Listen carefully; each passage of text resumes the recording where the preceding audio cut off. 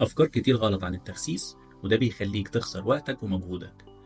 تعال أما أقولك، أول فكرة مغلوطة هي إنك لو مشيت على دايت قاسي هتخس أسرع. الحقيقة بقى إن دايما الرجيم القاسي مش بيكون حاجة حلوة، لأنك بتخس بسرعة لكن الوزن بيرجع تاني أسرع.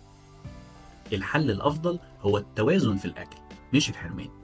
الفكرة التانية إنك لو أكلت بعد الساعة 8 وزنك هيزيد، وده مش صح.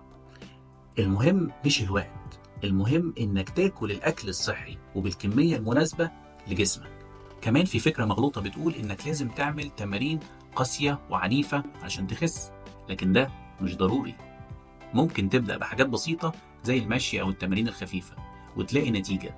الحركة مش لازم تكون عنيفة علشان يكون ليها تأثير. الفكرة الأخيرة اللي بتقول إنك لو شربت مية كتير هتخس، الحقيقة المية مهمة لجسمك لكن مش هتحرق الدهون لوحدها.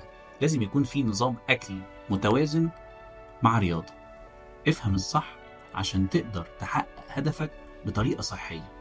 ولو عندك أي استفسار أو حابب أي نصايح تانية اكتب لنا في الكومنتات، وافتكر إن أي تغيير حقيقي بيبدأ بالوعي.